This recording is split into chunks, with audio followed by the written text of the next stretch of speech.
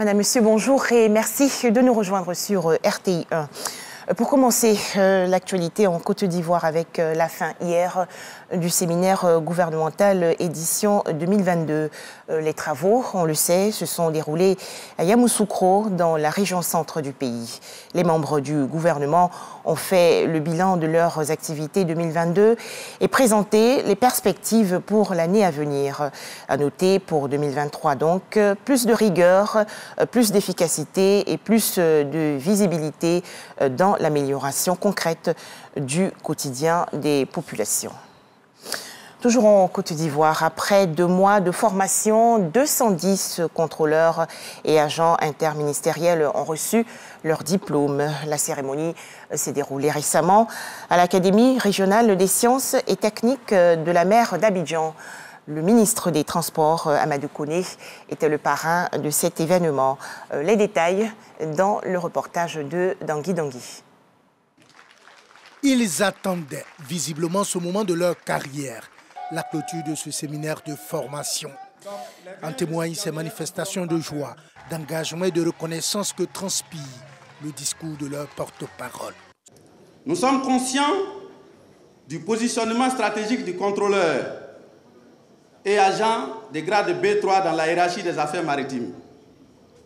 De par l'organisation type du travail administratif, c'est à nous que revient la principale charge de faire aboutir toutes les décisions prises par la hiérarchie et d'encadrer efficacement le gros des troupes constituées par les agents de police maritime et autres interministériels de grade C3.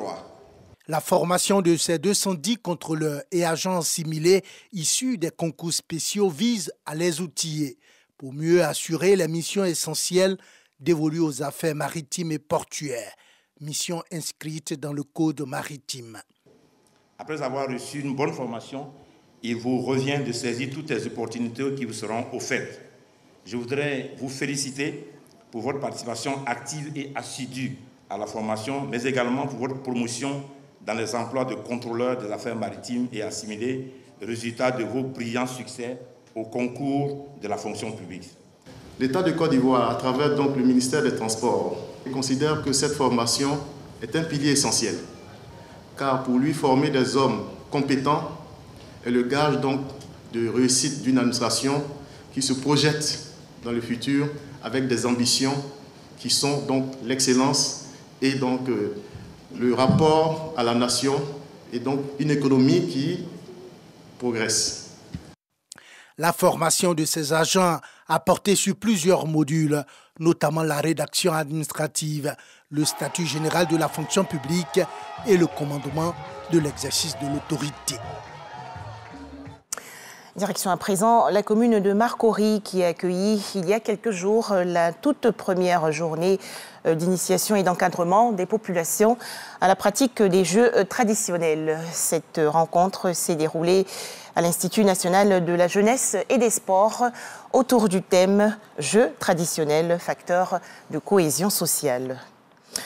Des avions probablement israéliens ont attaqué hier en début de soirée l'aéroport de Chouera, près de la ville de Homs, dans le centre de la Syrie.